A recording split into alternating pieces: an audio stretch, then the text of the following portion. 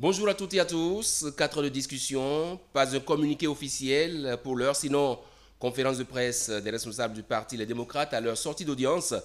L'opinion publique et la presse en général vont se contenter des points d'accord et de désaccord relevés et portés à notre connaissance par les hôtes à Patrice Talon, l'audit retenu du fichier électoral, la mise en application rapide de la mesure de rabattement de la taxe sur le soja, la possibilité offerte aux partis de l'opposition de pourvoir au personnel électoral, la libération convenue de jeunes étudiants détenus à raison d'infractions électorales, pas de grâce présidentielle en revanche pour Rekia Madougou et ses co-détenus malgré le pardon demandé par Boni Yayi.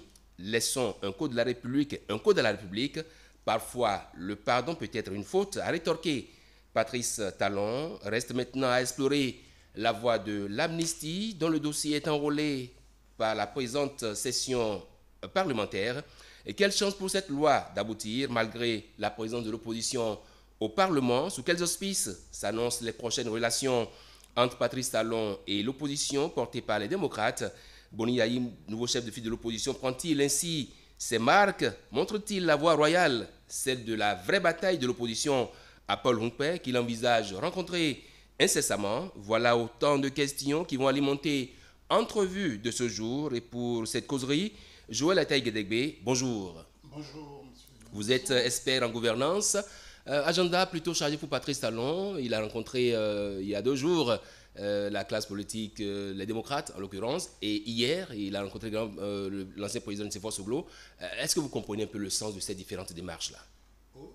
Déjà, il n'y aura pas de querelle de co-épouse. Hein. Il a reçu le président Soglo dans la foulée.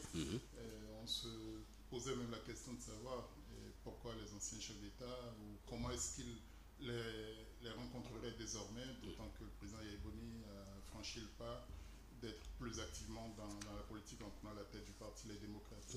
L'un dans l'autre, il y a du frémissement, il y a de l'animation dans la vie politique. Et c'est une rencontre au sommet dans un format assez inédit. Quelque part, il a fait au président Soglo, au président Yaïboni, la part de son statut d'ancien chef d'État en le recevant en aparté avant la rencontre avec son bureau ou ses vice-présidents. Maintenant, on ne sait pas tout ce qui a pu être dit. On nous a montré, on nous a rapporté ce qu'on a bien voulu nous donner à entendre. Et on pourrait se perdre en conjecture sur certains points. Moi, je commence par me satisfaire malgré tout de ce que la question du soja qui concerne la majorité ou en tout cas beaucoup de nos concitoyens qui ploient sous le soleil, sous les dettes, en tout cas le stress même de la vente à un prix rémunérateur. Je voudrais me réjouir que de proche en proche on arrive à bien encadrer cette question-là. C'est encore très loin d'être satisfaisant. Il y a eu quelques réponses qui ont été apportées. Un début de solution, vous voulez dire? Oui, un début de solution, parce qu'en réalité, depuis 1 an, le gouvernement a été comme acculé et a pris des demi-mesures, a donné l'impression d'improviser en tout et pour tout, pendant que ça faisait les choux gras de l'opposition qui s'en est bien servi pendant la campagne. Et, c'est de bonne guerre. Mais au-delà de l'enjeu politicien, c'est réellement un enjeu de survie et de motivation pour des gens qui s'engagent dans une spéculation. Est-ce qu'on n'a pas tout fait, à Téguédégbé, de politiser un peu cette mesure, cette situation sur le soja? Beaucoup trop fait, ça aurait pu échapper à cela. Et pourquoi le gouvernement n'a-t-il pas suffisamment anticipé? Ça, il faut le déplorer. On a parlé de fixer le prix, après on a transformé ça en prix plancher, on a revalorisé le prix pour dire finalement on ne fixe plus de prix. Et au finish, pour l'instant, on réduit de 140 à 30 francs. On parle de rabattement, tout à fait. Sur la recherche et autres là. et même le port de Cotonou qui était annoncé comme l'unique porte de sortie semble ne plus être la seule. En tout cas, on laisse entendre. Nous avons quand même d'autres portes de sortie officielles à entendre le chef de l'État. Donc il y a une inflexion et c'est plutôt heureux. Mais le plus tôt, c'est le mieux pour que ça ne continue pas à polluer la vie politique de notre pays. On joue trop de l'effort de braves personnes. Mais justement, il y en a qui pensent, je vais la il y en a qui pensent que la vente du soja ne profite pas en fait aux sojaculteurs, mais que c'est plutôt à ces intermédiaires, à ces exportateurs que revient la grosse part. Il y a des spéculations agricoles, encore plus des denrées d'exportation, c'est les intermédiaires, c'est ceux qui vont négocier au finish les prix qui sont les mieux rémunérés. Ce n'est pas ceux qui sont en début de chaîne, sous le soleil. Ça n'a jamais été ça. Je ne connais pratiquement aucune spéculation où celui qui cultive soit le mieux rémunéré. Et donc, il s'agit au moins d'organiser une filière, que l'État soit régulateur dans le cadre de l'économie de marché. Nous sommes en économie libérale.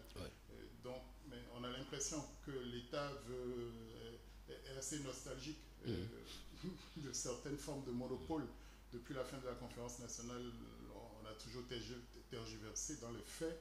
Et donc il faut adapter. Mais est-ce qu'au fond, le libéralisme économique intégral a profité aux États? Non, on peut... Il faut toujours être là pour canaliser. L'État doit être régulateur. Et si on proclame que c'est le libéralisme, que c'est la loi du marché, donc c'est les parties prenantes qui se rencontrent, qui déterminent à peu près, qui trouvent l'équilibre, et l'État, de temps à autre, oriente, aide à canaliser, à empêcher par exemple que les plus gros viennent absorber les plus petits, et souvent ceux qui font le plus d'efforts. Toujours est-il que tant qu'on ne transforme pas nos matières premières, nous n'aurons pas de plus-value. Mais à travers la plus-value de la transformation, il y a un gain pour l'intérêt, pour l'économie nationale, pour l'intérêt général et pour les besoins d'investissement au profit de l'ensemble de la population. Mais il faut toute une pédagogie pour faire comprendre ça. Et moi, si je cultive mon affaire et qu'on m'offre un prix apparemment rémunérateur, je m'y engouffre, sauf si on m'explique que je dois également me préoccuper d'une forme de solidarité avec l'ensemble de la communauté, d'une forme de redevabilité aussi. Bon, c'est tout ça qu'on ne fait pas suffisamment. Les partis politiques ne le font pas. L'État central, le gouvernement en l'espèce, le fait très peu, à telle enseigne qu'on a du mal à comprendre parfois le bien fondé de certaines mesures. Mais le plus tôt, c'est le mieux pour retrouver une certaine cohérence, pour que ce soit défendable, acceptable. Et même s'il faut y laisser quelque chose, mais il faut que cela le soit en connaissance de cause. Est-ce qu'on peut donc conclure qu'en matière de soja, le consensus entre acteurs politiques est désormais trouvé pour le bonheur des sojaculteurs? Il est loin d'être complètement trouvé. Sur cette question-là, il y a encore quelques récriminations. C'est dans les faits, finalement, qu'on verra, et surtout à l'aune de la prochaine campagne, puisque le président Talon a même dit que la borne fixée au mois d'avril prochain pourrait être repoussée. Donc il y a encore quelques ajustements à faire, et j'entends dire que beaucoup sont endettés, beaucoup ne s'en sortent pas. Donc il y a des situations encore plus tragiques qu'on ne le croit, et probablement que c'est à l'horizon d'1 an, 2 ans que nous pourrions trouver notre vitesse de croisière à l'aune de la transformation sur place, de prix mieux rémunérateurs, et puis peut-être d'entente avec nos voisins qui, et c'est pas d'aujourd'hui, pendant un moment on produisait du cacao qui se retrouvait chez les autres et sans qu'on reconnaisse nous notre effort. Tout à fait. Or, il y a des choses quand même à valoriser. Est-ce que vous ne craignez pas également la même chose pour le soja? Le soja est produit au Bénin, on l'exporte, on transforme ça, alors qu'aujourd'hui, le hamon soja est la chose la plus partagée par les ouvriers. Par tout le monde, plus ou moins. Naturellement. Il y a combien de vaches laitières enfin, il y a combien de vaches qui donnent assez de lait, même au nord du Bénin. Donc le soja est arrivé doublement, sinon triplement, comme une bénédiction. Le soja est une légumineuse très riche en protéines, donc il peut se substituer à la viande déjà. Deuxièmement, vous l'avez bien dit, par rapport à notre fameux soja, on semble être un grand amateur.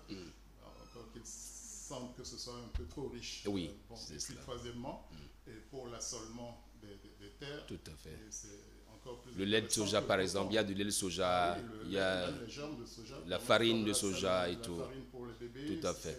C'est un aliment très riche, peut-être même un peu trop. C'est Et ça. les pays développés le donnent en aliment de bétail. Donc ça aurait pu être une filière d'exportation pour l'alimentation du bétail.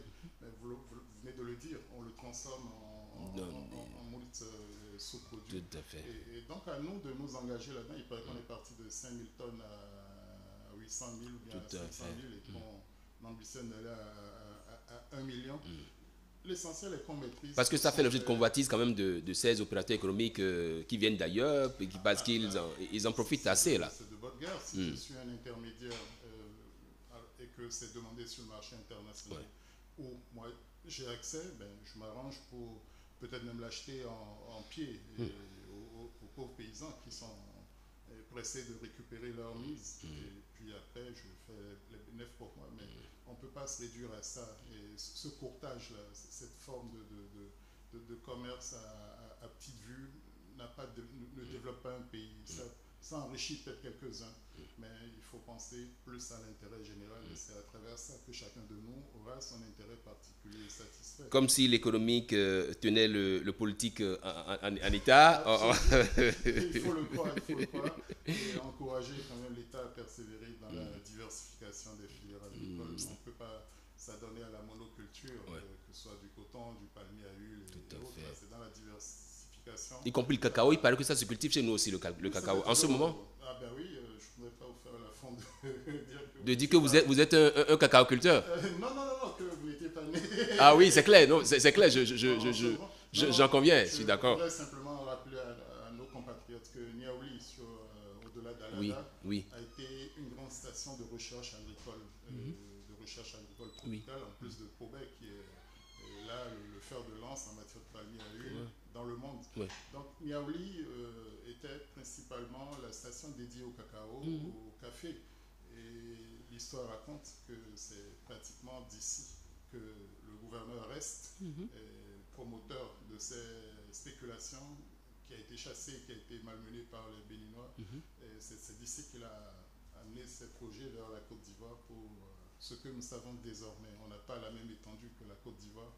Mais oui, nous avons cultivé du cacao, on a cultivé même du tabac par le passé, jusqu'à la hauteur de Savet, voire Parakou et autres là, on faisait du tabac. On a fait du kenaf.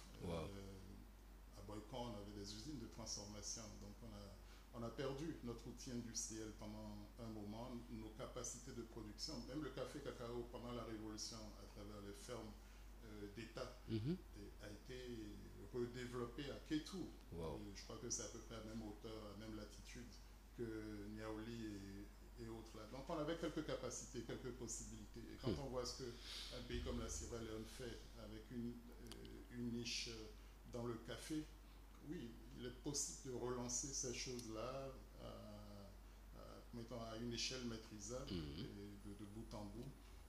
Après, c'est la rentabilité, effectivement, qui est le maître mot. On a parlé du soja, ça nous a permis de revoir un peu quelques spéculations aussi agricoles. On va maintenant venir au fait du jour, à la politique, l'audit du fichier électoral. Est-ce que vous comprenez un peu cette demande-là de la classe de l'opposition? Oui, c'est en partie un slogan et une demande légitime. Parce que tout ce qui se fait sur... Je rappelle que vous avez été un acteur clé. Vous continuez de l'être d'ailleurs, un acteur clé du processus électoral chez nous au Bénin. Un sachant dans l'histoire. Et quand on s'est battu dans le processus de la LEPI pour sa concrétisation et pour la transparence dans sa réalisation, on n'a pas toujours été entendu. Vous avez vu comment le président Talon, lors de la rencontre, a fini par globaliser pour ne plus invectiver, sinon c'est plus de 45 milliards qu'on a investi dans cette histoire pour des résultats peu probants. Mais soyons positifs, et ça a permis d'amorcer quelque chose, et aujourd'hui l'ANIP peut s'appuyer sur tout ça, l'ensemble des fichiers. On a pu corriger ce qui méritait de l'être. On a surtout approfondi la question de l'état civil que la LEPI n'a pas su sérieusement prendre en compte. Même quand on a identifié ceux qui n'avaient pas de fiche d'état civil, on n'a pas su enclencher le pas suivant qui était pourtant dans le programme, dans le projet. Et donc il faut que de proche en proche on corrige les choses, on aille vers la modernisation de notre état civil et de notre fichier électoral. Il se trouve que le fichier électoral est extrait de la base de l'état civil. Et bon, l'état civil, c'est une prérogative réglementaire du gouvernement. C'est une affaire du gouvernement. Et voilà le lien qu'il y a malheureusement pour les politiciens avec le fichier électoral. Pourquoi est-ce que très souvent le fichier électoral fait l'objet de tant d'attention?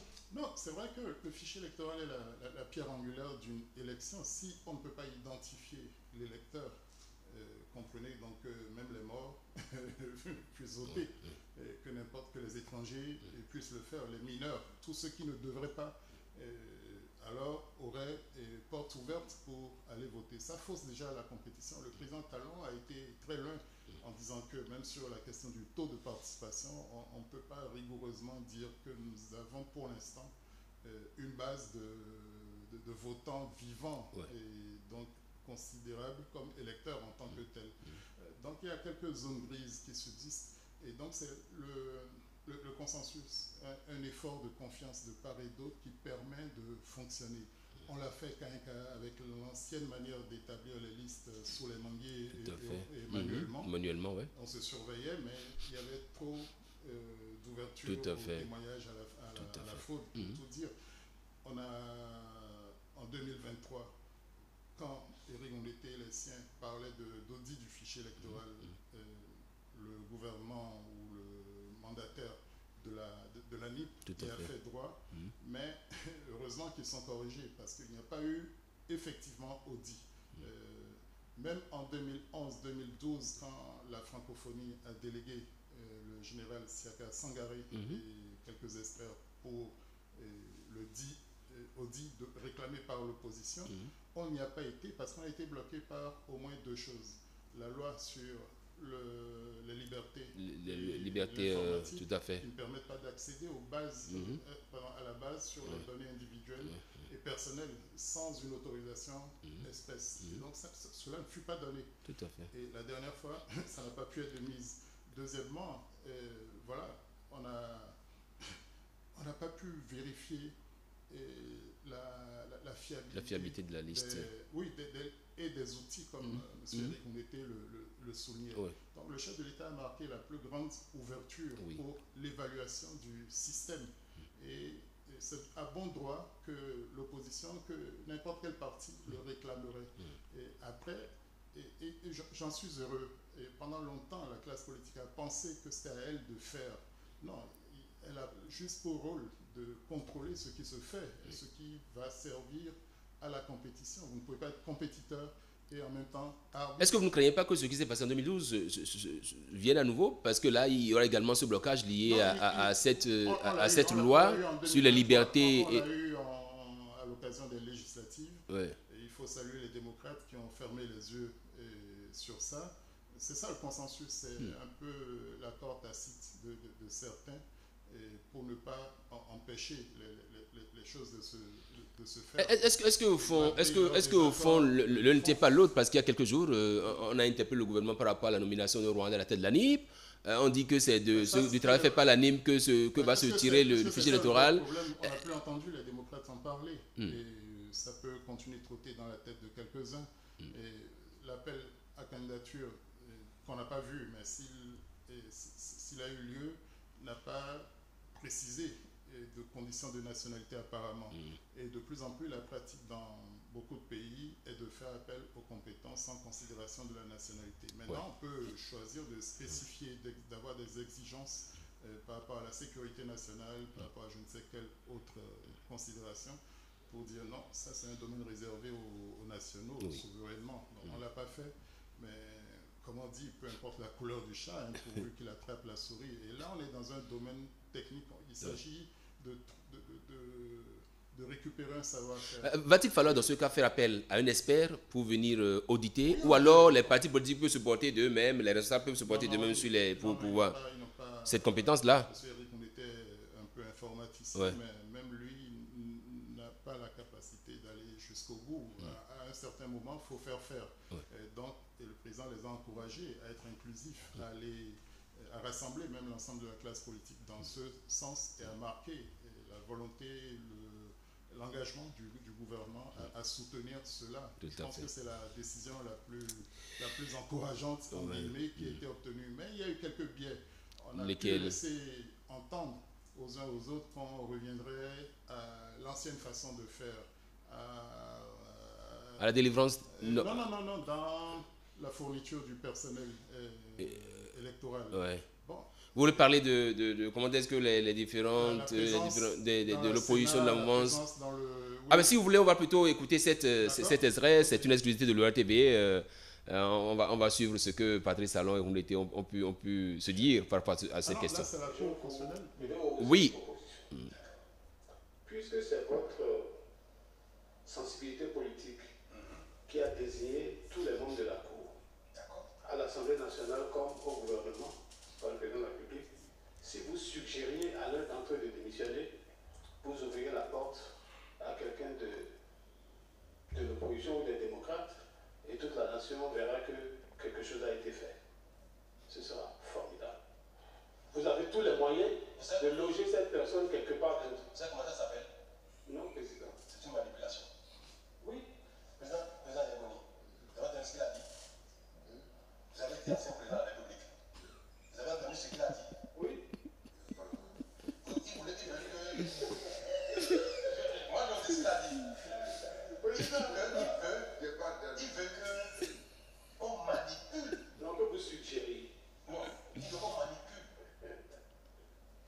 les institutions de la République au gré de l'esprit partisan.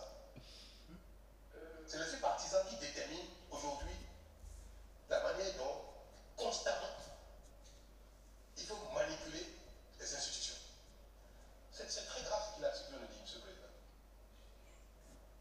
Ça veut dire que vous qui avez été élu en 2006 dans la République, sans avoir personne, je sais de quoi je parle puisque nous avons travaillé à l'élection ensemble. On n'avait personne au Cour constitutionnel en 2006.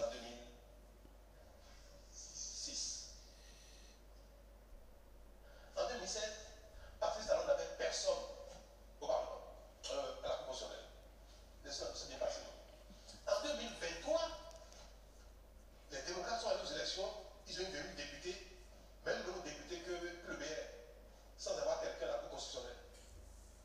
Et vous voulez que cet acquis, ce mérite que nous avons ensemble, qu'aujourd'hui nous décidons de considérer que ce n'est plus un mérite, ce n'est plus un acquis. C'est comme si on avait échoué.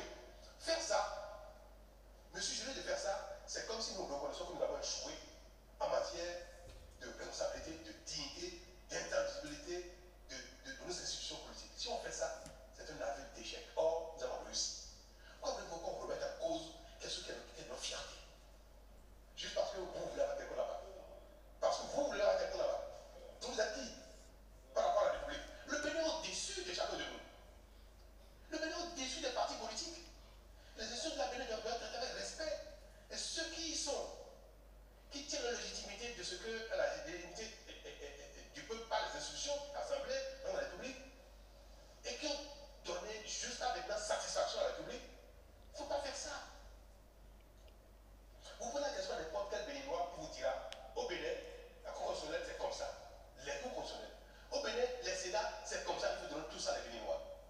Vous voulez que moi, Patrice Talon, je dise maintenant, je force la main à quelqu'un pour démissionner, pour que les communautés envoient quelqu'un à la Cour constitutionnelle.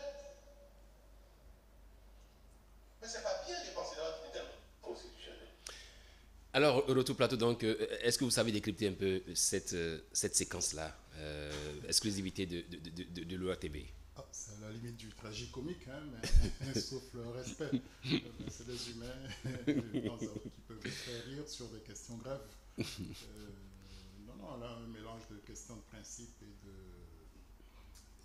voilà, d'arrangements politiciens, de ce qui est plus ou moins le quotidien politique. Qu'est-ce qui vous arrache le sourire? C'est la réponse de Boni Yayi qui vous arrache le sourire ou c'est... Je vois qu'il a des talents d'esprit, pour ne pas dire de comédie. Mais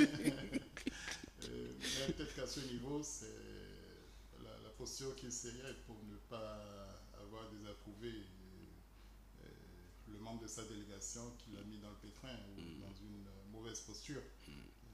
Bon, donc ils se sont compris à demi-mot, lui-même ayant exercé les plus hautes fonctions. Cela s'entend, ça se comprend. Donc ça se termine en fou rire. Et j'espère que chacun aura retenu la leçon. Sur le principe, il faut qu'on fasse cet effort-là. Maintenant, il y a toujours des arrangements possibles. Et on a vu même le président de la République permuter les nominations à la Sénat pour son représentant. Au début, c'était qu'un homme, c'était un homme. Oui, tout à fait. On a eu un conseil électoral composé que de 5 hommes. Tout à fait. Mais après, il y a eu Léontine Idossou Davor qui est... Oui, Madame Davor. Oui, Madame Davor. Qui n'a pas moins de mérite, mais bon, on s'est arrangé quand même pour qu'il y ait une femme. Voilà, donc quand on veut, on peut. Cependant, s'agissant des institutions comme la Cour constitutionnelle, dont la composition, le mode de fonctionnement sont prévus, déterminés par une loi organique qui fait bloc de constitutionnalité avec leur règlement intérieur, non, il faut qu'on apprenne à s'en tenir à l'esprit comme à la lettre de la loi qu'on s'est donnée. Et je n'ai jamais approuvé la demande des démocrates depuis qu'ils sont arrivés en février dernier à l'Assemblée, qui consistait à dire oui, il faut qu'on soit nous aussi à la Cour constitutionnelle. Ce n'est pas un organe de représentation paritaire, partisane. Il est malheureux que le deuxième vice-président Rossi, qui les représentait au bureau de l'Assemblée, n'ait pas été présent. Est-ce que même sa présence aurait permis d'assurer un strapontin, enfin un poste pour les démocrates? Dieu seul le sait. Parce que souvent, c'est une instance qui est dominée par la loi de la majorité par rapport à la minorité pour décider. Mais il n'est écrit nulle part que, enfin, fondamentalement, la jurisprudence de la Cour, même qui explique comment s'y prendre, parle de la configuration politique. Et s'il y a le BR qui assure la diversité avec l'UP, politiquement, le jeu est fait. Il faut espérer, il faut croire que la probité des personnalités qui y sont désignées s'imposera à nous tous. Oui, on va réserver les 3 dernières minutes pour l'autre volet. Il s'agit de cette grâce présidentielle demandée. Je finis rapidement sur la Sénat et la suite. Probablement qu'on va trouver une manière ou une autre. En 2020 et 2021, quelque chose a été fait pour les démocrates alors qu'ils n'étaient pas à l'Assemblée pour pourvoir le COS-LEPI, mais ils ont pu être dans les commissions communales d'actualisation. Bon, les partis ont des objectifs un peu ambigus de placement de personnel, mais si c'est pour contrôler, il est du devoir de la Sénat et du Conseil électoral comme de la Direction générale des élections de tout faire pour assurer, de démontrer qu'il y a de la transparence, qu'il n'y a rien à cacher, qu'il n'y a pas de boîte noire. Est-ce que cela traduit donc la possibilité en fait de partis de l'opposition de pouvoir au personnel électoral? Parce que ça c'est partie des points d'accord. Les partis se méprennent sérieusement. Et c'est pas parce qu'on est... Écoutez, moi j'ai été chargé des résultats à la Sénat. Non, je n'ai pas l'impression qu'on ait pu tripatouiller. Et parfois, oui, sur le terrain, en cours de transmission des résultats, beaucoup de choses peuvent se passer. Oui, l'intégrité des résultats peut être mise en cause.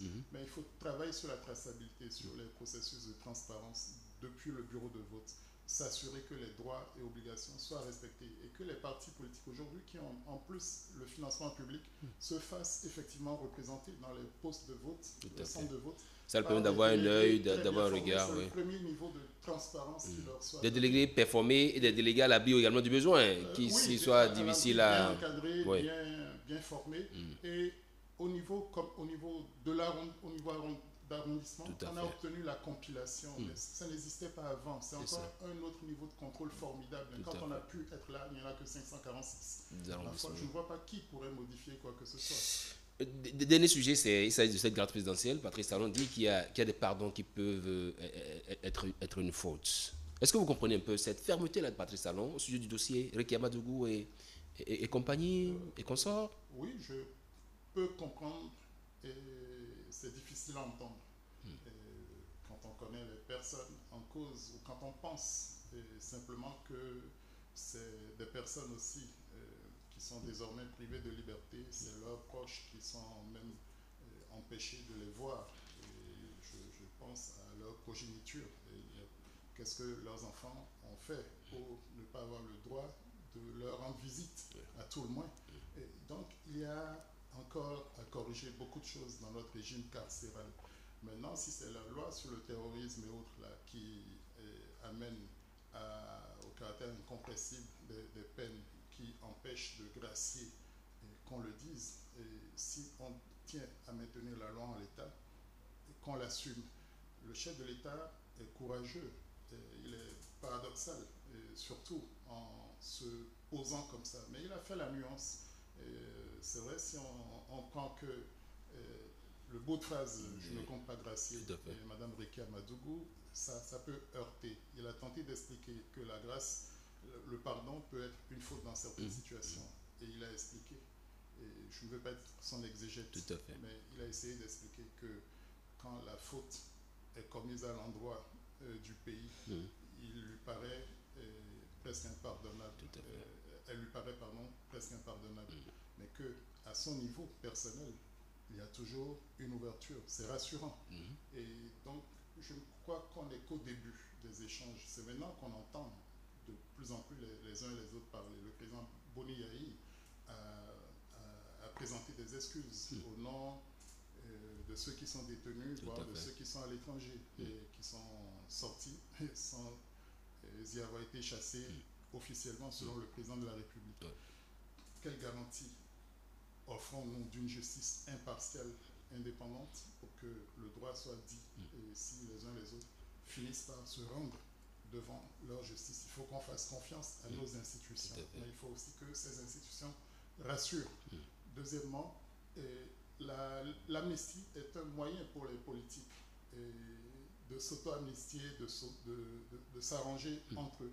Mais au-delà d'eux, puisqu'ils sont nos représentants, c'est aussi un moyen pour la nation de sortir d'une situation difficile et de faire relativement intrusion par la loi dans le domaine de la décision judiciaire pour la mettre de côté et effacer les peines, permettre d'avancer, de reprendre un nouveau départ.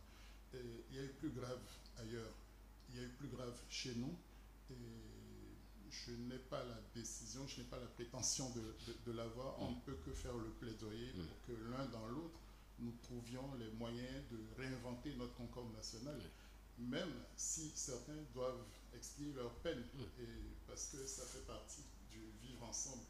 Dans les familles, on peut être puni, mais on peut aussi espérer le pardon, et on peut espérer être amendé et réintégré dans la communauté. Je plaide pour que la discussion se fasse sur tous les considérants et qu'on ne soit pas uniquement dans les positions de principe. En clair, on peut donc dire que... J'ai critiqué l'amnistie de 2019 et même la première, mais pour le président Kérékou en 1991, l'immunité personnelle dont il a fait du Haut Conseil de la République.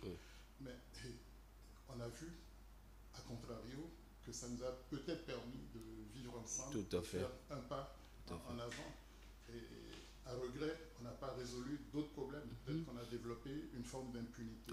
Donc, il n'y a rien sans inconvénient. Il faut qu'on apprécie. En clair, on peut donc dire que la rencontre entre Patrice Talon et les démocrates, ça a porté ses fruits. En fait, ça a porté largement ses fruits. Absolument. Pour moi, c'est le début d'un dialogue politique. Et il est important que, quelle que soit l'adversité que les uns et les autres nourrissent, on s'appelle que nous devons travailler à une république fraternelle, mais exigeante, où il y ait l'intégrité du système des règles, et qu'on apprenne aussi à se donner des règles, qu'on respecte. Et il faut encourager ce genre de rencontres au-delà du Parti Les Démocrates, des autres partis d'opposition, de la mouvance, de la famille présidentielle également. Et on a vu le président Talon faire bonne mesure en recevant le second président, le second ancien président en vie. C'est fort Soglo. Il faut encourager le président dans cette posture. Et si Soglo était par ailleurs allé plaider également pour le pardon? Qui sait? Il le fait publiquement de toute façon. Oui, c'est ça. Il a souvent réclamé l'élargissement des plus emblématiques et je crois que et de tout le monde, mais je retiens vraiment de manière satisfaisante que les jeunes qui sont embastillés depuis plus de 2 ans vont pouvoir trouver la liberté. Pourquoi est-ce qu'on n'a pas généralement un communiqué officiel pour ces rencontres-là? Est-ce que c'est une manière de laisser l'opinion deviner? Est-ce que c'est une... la question, mais c'est vous qui posez la question. Oui, naturellement, oui. Rapidement, en un seul mot. C'est un style de communication assumé à la présidence. Est-ce que c'est une forme d'improvisation? Mais chacun s'est arrangé pour donner sa version des choses. Justement. Sans contestation intempestive. Nous sommes le 29 novembre. C'est ce jour qu'est attendu le verdict en France du ministre de la Justice. L'acquittateur. Sera-t-il acquitté? Un mot rapidement sur ce dossier-là et puis on va boucler. Tout est possible. En tout cas, on a requis au moins 1 an d'emprisonnement. Éric Dupond-Moretti. Avocat et surtout garde des Sceaux de son État. C'est la preuve que les juges deviennent de plus en plus audacieux, que l'autorité judiciaire en France prend des accents, des élans d'indépendance. C'est heureux parce que les pays francophones d'Afrique s'inspirent beaucoup de ce qui passe en France. La justice française est loin d'être satisfaisante dans son fonctionnement, à mon humble avis. Mais si on a poussé les choses à ce niveau, c'est que chacun a l'obligation de rendre compte de ses comportements. Au-delà de la personne de Dupond-Moretti, au départ de la personne du Dupond-Moretti, c'est quand même tout le système Macron qui est aujourd'hui... qui est atteint d'une certaine manière. Ouais. Et je pense qu'il y a des règles éthiques.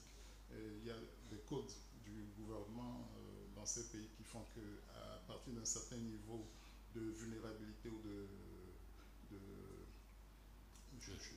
le mot m'échappe, mais si vous devez tomber sous les liens de la détention, si votre honorabilité commence à être douteuse, la porte de sortie vous est grande ouverte et les gens savent quoi faire. Monsieur Dupond-Moretti aurait pu démissionner. C'est ça. On aurait pu le faire démissionner comme Monsieur Tapi sous Mitterrand. Voilà, il n'y a pas, ça montre également les limites, les faiblesses du système français. Mais on a vu l'ancien président Sarkozy aujourd'hui se farcir d'un bracelet de contrôle sur un rayon de 10 ou 30 km. Donc c'est une forme de restriction de sa liberté. Et voilà, quelle que soit la société, que nul ne soit au-dessus des règles, au-dessus de la nation. Joël Ateguedegbe, merci d'être passé sur Entrevue. C'était un plaisir. Expert en gouvernance, j'espère qu'on espère vous revoir pour suite d'autres questions. Non, avec plaisir. Merci. À très vite, chers amis. Au revoir.